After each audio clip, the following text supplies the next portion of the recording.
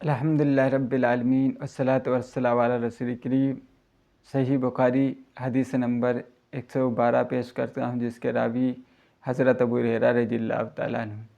وہ فرماتے ہیں کہ قبیلہ خزاعہ کے ایک شخص نے اپنے مقتول کے بدلے میں بنو لیث کے ایک شخص کو قتل کر دیا۔ یہ فتح مکے والے سال کی بات ہے۔ رسول اللہ صلی اللہ علیہ وسلم کو اس کی خبر دی گئی اور رسول اللہ صلی اللہ علیہ وسلم نے اونٹنی پر سوار ہو کر خطبہ پڑھا اور فرمایا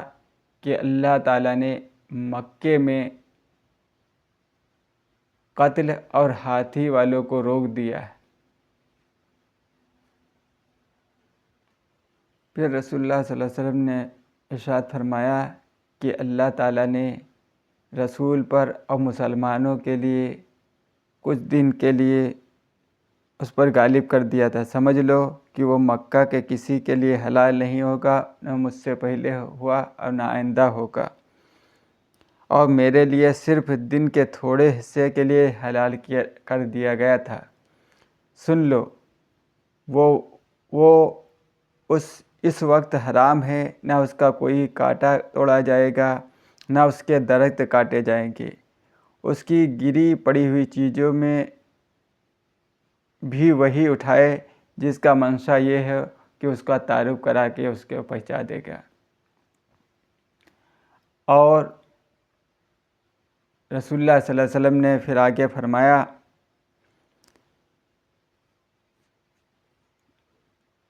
وہ شے کا تعارف کرا کے اگر وہ کوئی شخص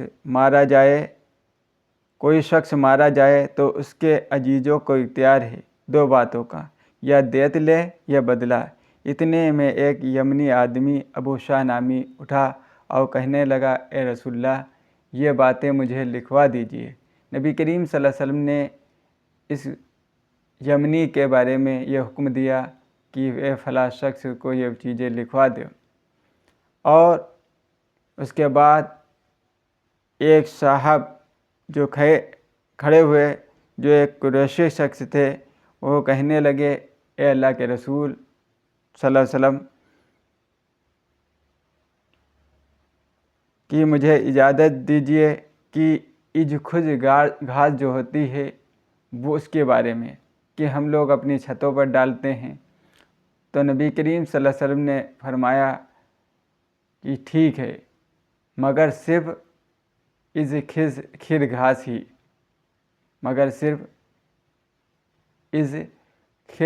ہی، یہ بات نبی کریم صلی اللہ علیہ وسلم نے 2 بار فرمائی۔ تو اس حدیث میں تمام سارے مسائل سامنے آئے۔ ایک تو یہ کسی کو ناحق قتل نہ کیا جائے۔ نبی کریم صلی اللہ علیہ وسلم نے جب ناحق قتل کیا تو اس کا ایک قانون بنایا کہ کسی کو اختیار ہے جب اس کا بھائی قتل کیا جائے تو حکومت کی طرف سے، اگر اسلامی حکومت ہوتی ہے، اس کو سزا دی جائے گی، اور اس کے اختیار میں ہوگا کہ اگر وہ چاہے تو اس کو قتل کرائے جس شخص نے اس کو قتل کیا ہے، یا پھر اس کا خون بہا ادا کرے، یعنی دیت ادا کرے۔ دیت کہتے ہیں 100 اونٹوں کو، 100 اونٹوں کو دیت کہتے ہیں، یعنی اگر 100 اونٹ دینے کی اس کے اندر چھمتا ہو، طاقت ہو، تو اس کا خون معاف کر دیا جائے گا، اس کو قتل نہیں لیا جائے گا اسلامی نقطۂ نظر کے حساب سے۔ اور مکے اور مدینے دونوں حرمت والے ہیں، اور یہاں نبی کریم صلی اللہ علیہ وسلم نے یہ حکم دیا، یہاں کوئی کانٹا نہ توڑا جائے گا، نہ اس کا درخت کاٹا جائے گا، نہ کوئی آدمی کو قتل کیا جائے گا، کیونکہ نبی کریم صلی اللہ علیہ وسلم نے فرمایا اللہ تعالیٰ نے مجھے کچھ لمحوں کے لیے، رسول اللہ صلی اللہ علیہ وسلم نے فرمایا اللہ تعالیٰ نے مجھے کچھ لمحوں کے لیے اس کی اجازت دے دی تھی فتح مکہ کے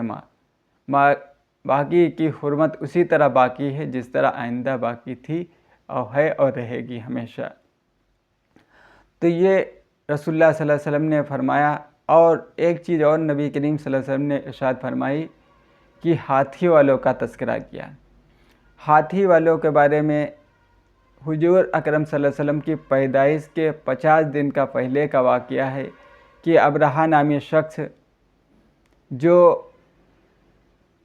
اس نے اپنے گھر میں ایک گرجا گھر بنوایا، عیسائی دھرم کا ماننے والا تھا، اور اس کو اسی طریقے سے بنایا تاکہ لوگ مکے کے اندر جو تجارت ہوتی ہے، جو تمام سارے ممالک سے لوگ آتے ہیں عمرہ اور حج کے لیے،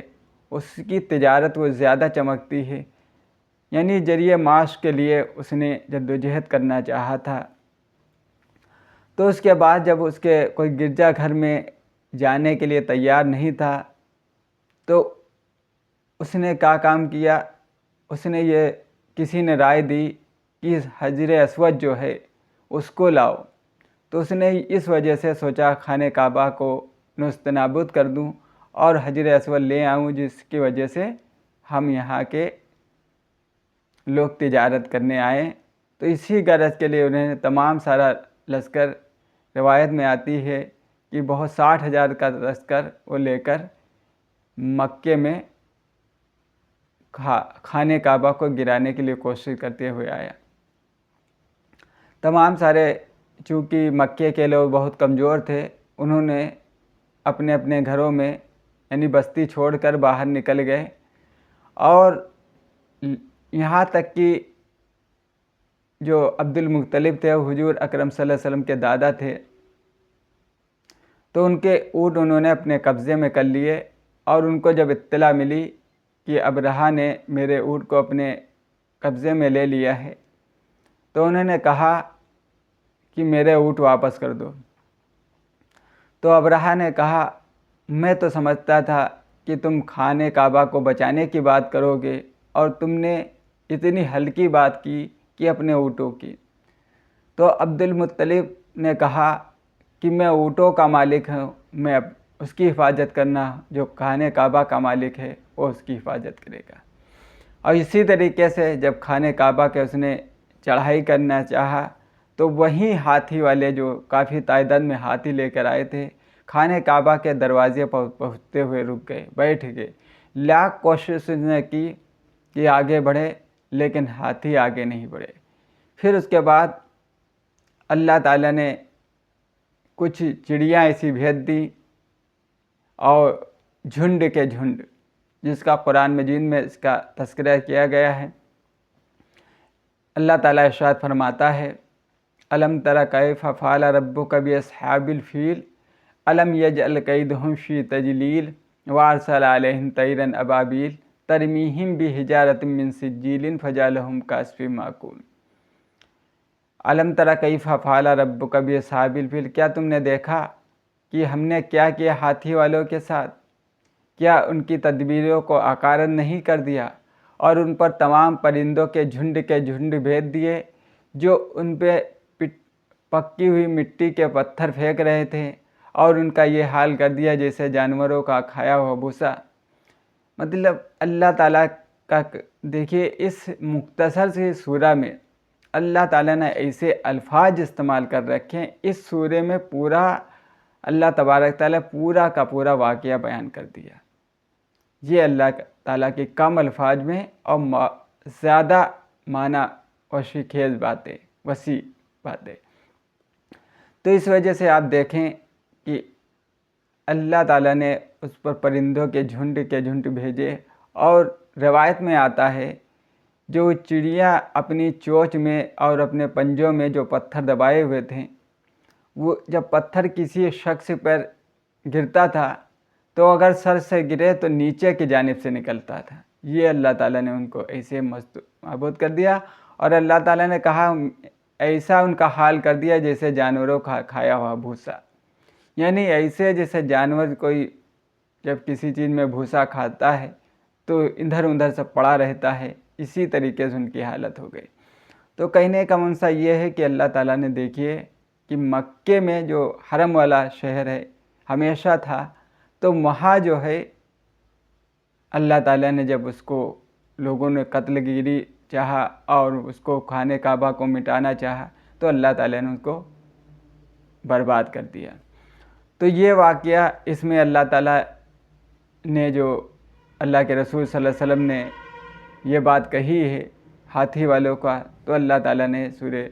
جو فیل ہے اس کا تذکرہ اس سورہ میں کیا ہے۔ اور اس میں آگے اللہ کے رسول صلی اللہ علیہ وسلم نے یہ بھی فرمایا ہے،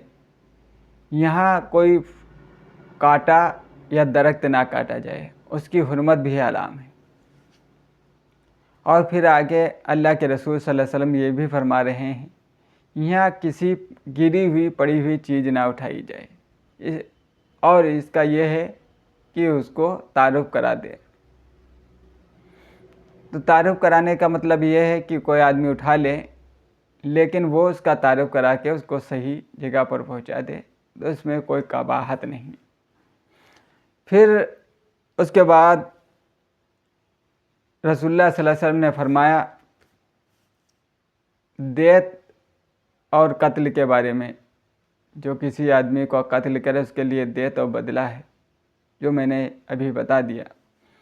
پھر اس کے بعد رسول اللہ صلی اللہ علیہ وسلم کے سامنے ایک یمنی ابو شاہ نامی کھڑا ہوا اور اللہ کے رسول صلی اللہ علیہ وسلم سے کہا، اللہ کے رسول یہ چیزیں جو آپ نے بتائی ہیں میرے لیے یہ لکھوا دیجئے۔ تو نبی کریم صلی اللہ علیہ وسلم نے